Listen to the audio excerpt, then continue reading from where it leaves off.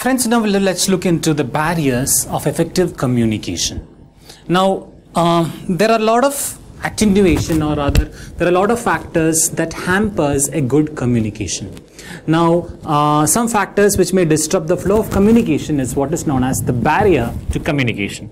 Now, there are different barriers to communication. Let's look them in detail. The first one is called semantic barrier. Now, semantic barrier has lots to do with the signs, symbols, words, etc. of a language. Now, information and understanding are transmitted through words or symbols. See, you either do a verbal communication or you do a non-verbal communication, or you speak in jargons, etc. So, whatever you speak, if it is not decoded or understood at the recipient end and not able to really understand what those semantics are, that is what is called a semantic barrier. However, the same word may mean different things to different people. Now, let us see a small example and come back. I have a small story here. The name of the story is called BC. Guess what it is. Now, what do you mean by BC? BC has the common parlance called before Christ. So what all words do you come to your mind when you hear about BC? Okay, whatever it may be, the story goes like this. There was an old couple who was in their 60s, and they are into their retired life. Both of these were working couples, so they have enough bank balance. So they are in turn planning for a trip, 1 month vacation tour, and they want to go to Switzerland. Now, since this story happens a little in the past, where there is no phone and the only mode of communication is letter, the lady is writing a letter to the manager of a hotel in Switzerland, stating the different needs that she requires. She is a very genial kind of a lady who is very refined in her language. So she asks a lot of things like whether the room is available for 1 month, and can we have the room in the first floor so they can see a lawn in between. Once you open the window, you can see the lawn. So there are a lot of conditions that she put forth. She also wants to ask about the bathroom facilities, so washroom facilities and all that. But she is not getting the proper language how to speak it out. So she first of all writes, do you have an attached bathroom? But she finds it a little offensive. How can you say a bathroom in a formal communication? So then she writes, do you have bathroom commode? Now, bathroom commode means bathroom with all the facilities and all inside that. Again, she finds it a little offensive to write bathroom commode. Then she writes, out of a lot of nervousness, she writes BC. What she intended by BC is bathroom commode. Do you have a BC? That is what she exactly asked. And the letter reaches the manager, and the manager reads the letter. Manager was much astonished and much happy to get a client, because this client is going to be with them for 1 month. So definitely is going to be a revenue generating client. So they don't want to miss this particular couple. So they are replying back, dear ma'am, we are very happy to reply to your mail and reply to your message. And very happy to inform you that you have the exact room of your requirements, which opens to the window, which opens the window to the lawn and everything. And much pleased. And he thought the BC is something called baptized church, or something, a church. So John the Baptist Church. So he started replying, ma'am, we have a BC in our premises. And it is only about 5 minutes of walk from the hotel, and it is open on every Sundays and Wednesdays. We have special service on Sundays and evening service on Wednesdays, and it has a seating capacity of 500. It is made up of glass so that you can see what is outside. Outside can see inside. There is a good airflow. And yeah, the wood, it is made up of the finest of the wood, the furnitures and all. And you have the special gatherings of once and often. And if you don't mind, I will come with you and let's have a good time in BC. What went wrong? What went wrong is semantic barrier. However, the word that she intended by BC was bathroom commode. What the other person, what he deciphered it like it is a baptized church. So this made all the tantrum, and this made all the confusion here. So at times, this kind of communication barrier which creeps out due to the communication, lack of communication, is what is known as semantic barrier.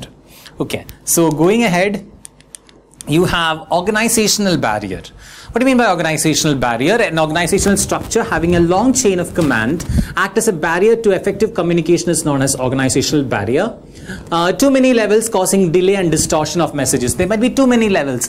There will be like higher authority, then there is a lot of levels in between. It has to come surpassing all the levels, and finally it takes long time. It takes message get distorted with all these levels getting passed through. So that is what is called hierarchical distortion or organizational barrier. Then this barrier can be overcome by permitting horizontal and diagonal communication. So if the message is allowed to pass horizontally and vertically, it might you might overcome the organizational barrier to an extent, but still it is time consuming. Next is the status barrier. Now, status barrier is observed that persons of higher status do not talk freely with those of lower status and vice versa. There is always an aura of respect or aura of there is a lack of freedom to talk between these two people, the subordinate and the superior, or superior and the subordinate, maybe because of their status and because the difference in their levels, they don't communicate much comfortably or easily. So because of that, there is a status barrier, and the subordinate pass only those information which would like to hear by the superiors. Superiors, to please them, they would give only the very relevant or very polished informations from bottom, and the superiors might give the subordinates some harsh messages which might not be very comfortable with them. So there is always a barrier between the different status. This barrier can be removed. How can you remove this barrier? By changing the attitude or the behavior of the superiors and subordinates. You make them friendly, put them in an informal atmosphere. That is why it is very important that the organization should have many informal sessions where they go for some party, some tour, some gathering with the family, so that this status barrier is getting broken.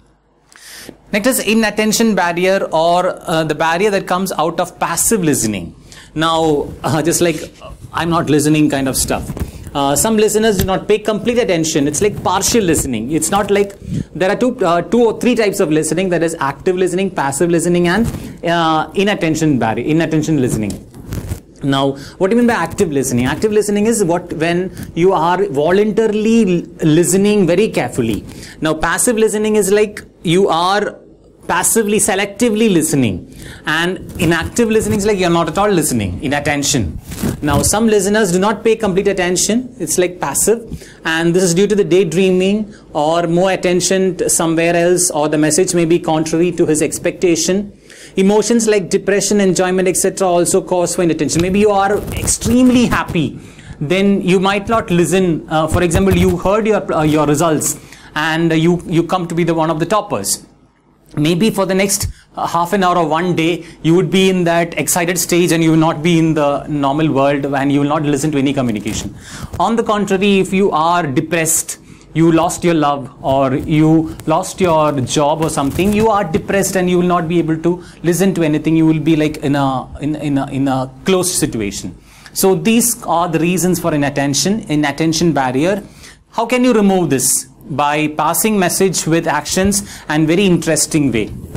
Often in my classes I have seen a lot of children distracted or inattentive. So the only thing that you can do is like you make them engaged, do some activity, make it funny so that they also get engaged in the session. So in that manner you can break the inattention barrier.